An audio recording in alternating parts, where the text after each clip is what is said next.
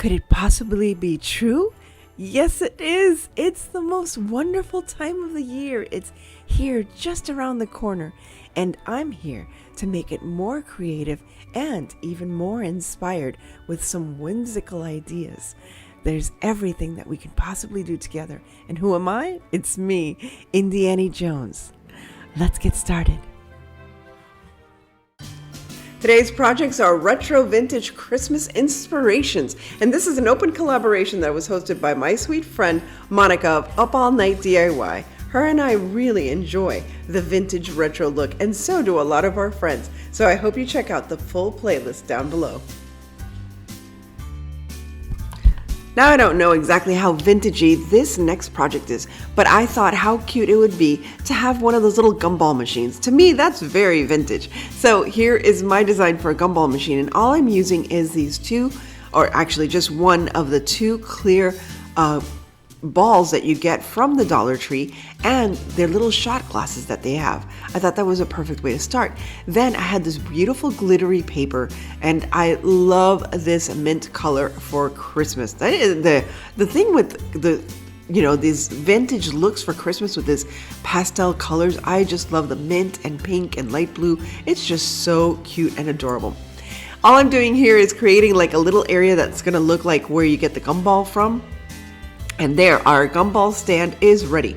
Now all we have to do is attach the little clear plastic ball on top and add the little gumballs. And for this, I'm going to be using those little styrofoam balls. Yes, the wicked little colorful styrofoam balls. Why do I use these things? They get full of static, they get all over the place, and you can never really pick them up. But they just look adorable because, again, they have those beautiful pastel colors. Now, I could have put in like larger little styrofoam balls, but I thought this was just perfect. Now, to hide the seams between the little gumball machine stand and the little gumball machine itself, I guess the little ball on top, I'm just using some gold trim, and that's just going to make it so much more Christmassy. Now, I know a lot of people would say, well, why did you put the topper like that where you can see it? Because obviously this is going to be an ornament, and the ornament hanger is already on there. So there you have it. Pretty much just trim it up, and you have this adorable little gumball machine. Now, you can make them in all different colors, and I just think they are so cute for any Christmas tree.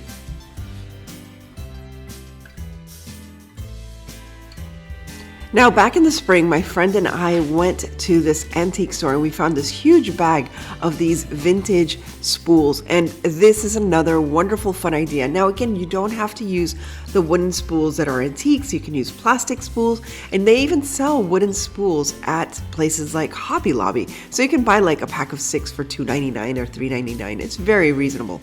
Now, here, instead of string, I'm just going to wrap it with this wonderful vintagey looking plaid ribbon.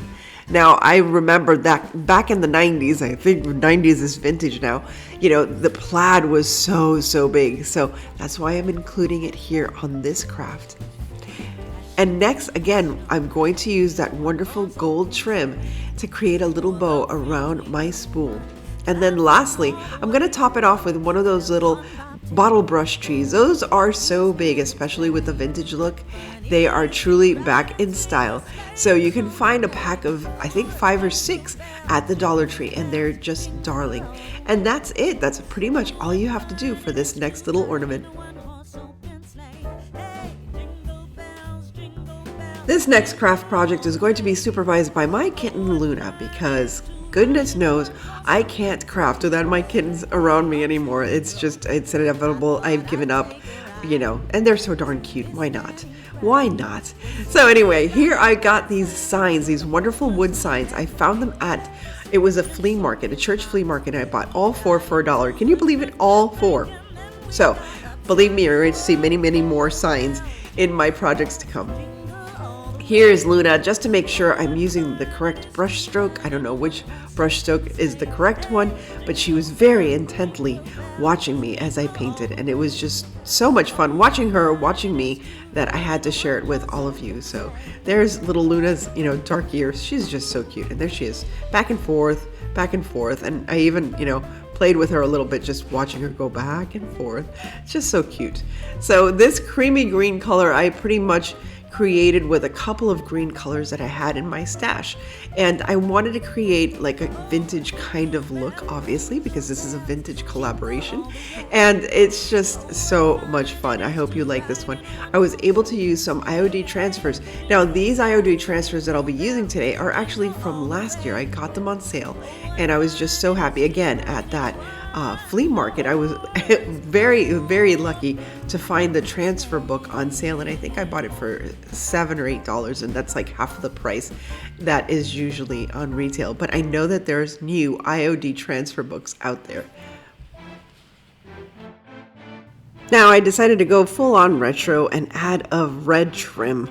I know this is like a bright red trim, but I do tone it down a little bit with a little bit of whitewash, I suppose, and it looks just fine.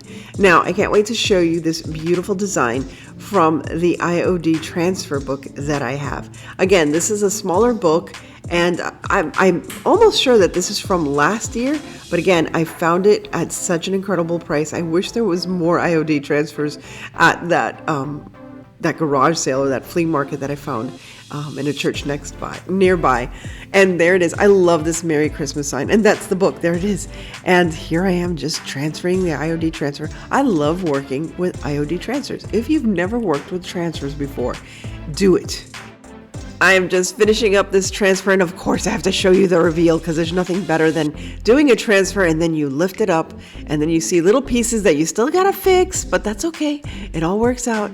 And then when you do the final reveal, it's like, oh, there it is. It's so beautiful. And I know I had some extra space there. I was going to have like a tree or I don't know, some other, transfer there, but I decided to use this beautiful red and white ticking bow. Is just so cute, so vintagey, and this is something that you would find at any one of those small town shops in any of those Hallmark movies. How many Hallmark movies have you watched? Come on, fess up. I've watched at least 50, and it just started. But here it is, my beautiful Merry Christmas vintage sign.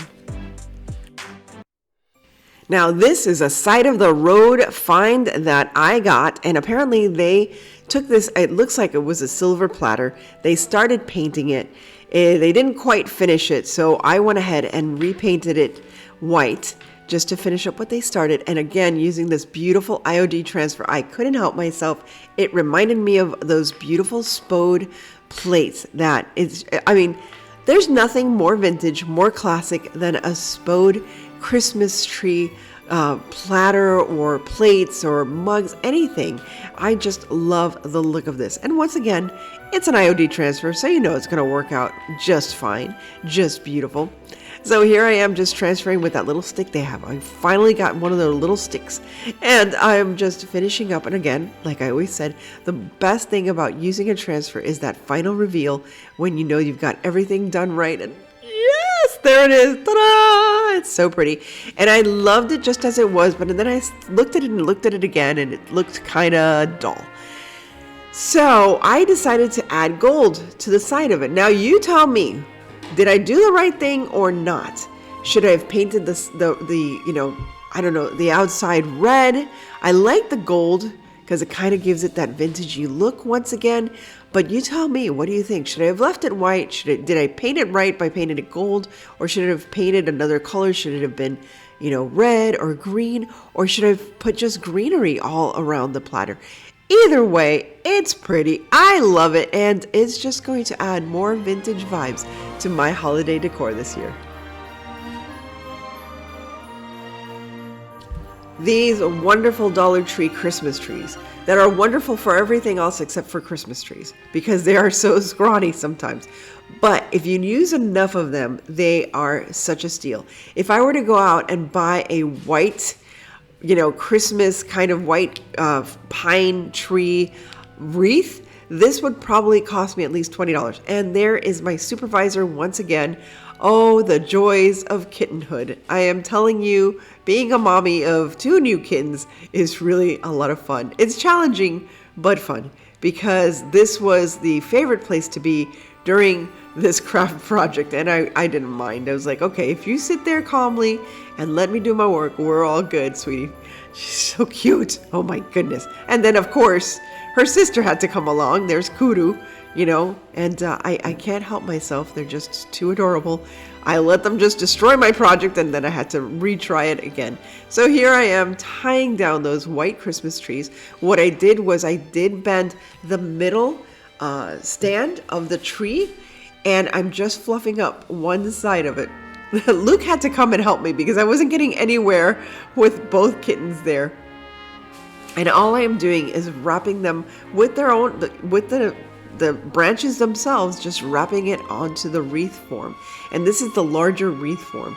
And this harkens back to those, I remember having white wreath, Christmas wreaths or what have you on my door when I was a little kid. I also remember, do you remember the plastic wreaths? You took all these plastic, my grandmother used to do this. You get like a wire hanger, and then you get all these like plastic bags, like white plastic bags.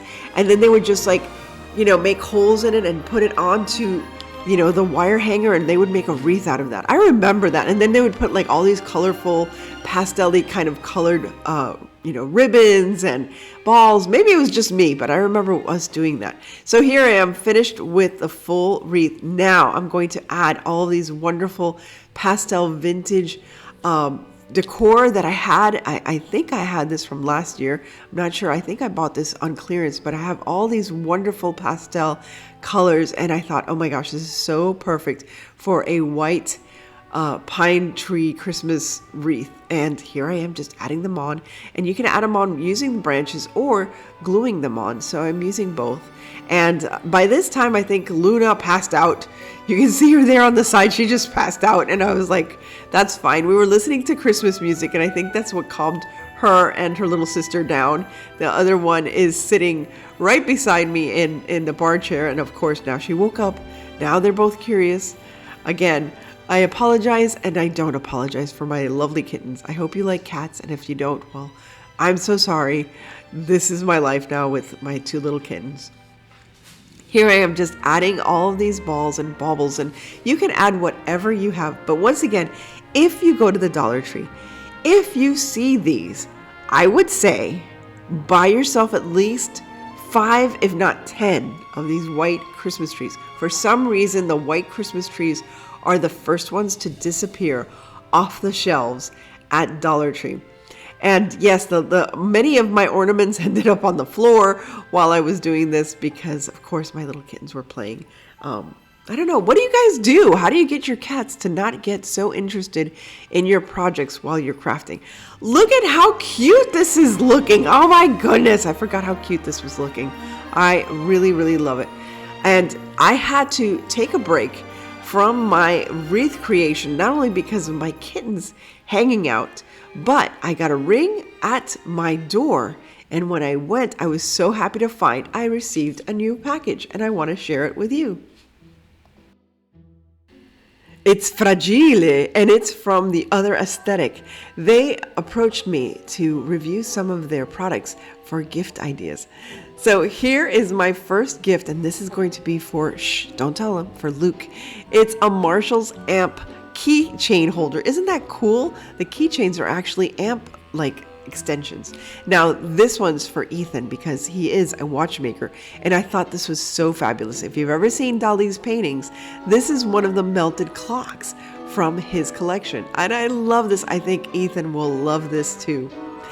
Next, I have something fun for a friend of mine. I thought this was beautiful. It's a beautiful porcelain trivet with that lovely bird. And this, I believe it or not, is for Manny because he loves sewing machines and he's collected so many of these vintage antique sewing machines. I thought this would be cute. It's a little music box and I thought it would be cute for him to keep some of his needles. And yes, it actually sews while it plays the music. It's so, so cute. And then this little bowl, I'm not sure if I'm going to give that to anybody or keep it for myself because I thought the red roses were just adorable. Next, I found this cute little toaster, which is also a nightlight, and I thought it was so kawaii, as they say. It's very anime, and I thought my niece would just love this. Look how cute this is. Oh my goodness, just adorable. So many cute gifts. This is a wonderful little bag vase, which I don't know, I might give it to one of my office buddies. And last but not least, how could I resist a little black cat night lamp? So, so cute. The Other Aesthetic is a great place that just showcases all the different types of aesthetics that are out there. Dark academia, light academia, cottagecore, and even something called coquette, which is very similar to shabby chic. I really enjoyed shopping on their site and enjoying all of their wonderful products and gifts that I'll be able to give this year. So please click on the link that I have down below for special access to The Other Aesthetic and see if there's anything there that inspires you for some gift giving this year. I wanted to finish off my wreath with this wonderful white, gold, and green bow. I added a little pink Christmas ball right in the middle just to accentuate all the beautiful pink colors. I think it came out lovely. I hope you do too, and I hope you find those white Christmas trees so you can create your own white vintage Christmas wreath. Thank you again to my sweet friend Monica of Up All Night DIY for inviting me to co-host with her this retro vintage Christmas collaboration. I hope you check out the rest of the wonderful channels that joined us in this collaboration, and I hope you again are inspired to go a little back in time and create some retro vintage looks for your home decor this Christmas season. Thank you once again, sweet friends, for stopping by and sharing some time with me. I hope I've inspired you, and I hope you come back for more. If you enjoy this, please remember to like, share, and subscribe, and ring that bell so that you're updated for my next adventure. As I always say, stay safe, be kind, God bless each and every one of you, and remember to live the adventure. See you again soon.